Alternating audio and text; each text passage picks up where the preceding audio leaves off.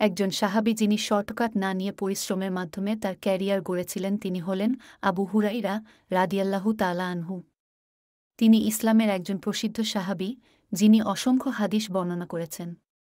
আবু হুরাইরা রাদিয়াল্লাহু তাআলা আনহু ইসলাম গ্রহণ করার পর থেকে তিনি রাসূলুল্লাহ সাল্লাল্লাহু আলাইহি ওয়াসাল্লাম এর সান্নিধ্যে থাকার জন্য সবসময় চেষ্টা করতেন।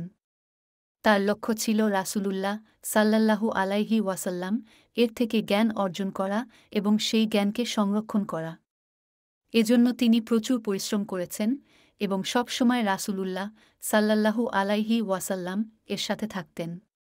তিনি নানা কষ্ট সহ্য করেও জ্ঞান অর্জনের প্রতি তার আগ্রহ বজায় রেখেছেন। আবু হুরাইরা রাদিয়াল্লাহু তাআলা আনহু একবার বলেছিলেন যে তিনি রাসূলুল্লাহ সাল্লাল্লাহু আলাইহি ওয়াসাল্লাম এর সাথে ছিলেন এবং প্রায়শই ক্ষুধার্ত থাকতেন, কিন্তু তবুও তিনি হাদিস সংগ্রহ এবং শিখতে থাকতেন। এই পরিশ্রমের ফলস্বরূপ তিনি সবচেয়ে বেশি হাদিস বর্ণনা করেছেন। তাহলে আবু হুরাইরা রাদিয়াল্লাহু তাআলা আনহু এর জীবন থেকে আমরা শিখতে পারি যে পরিশ্রম এবং অধ্যবসায়ের মাধ্যমেই প্রকৃত সাফল্য অর্জন করা সম্ভব।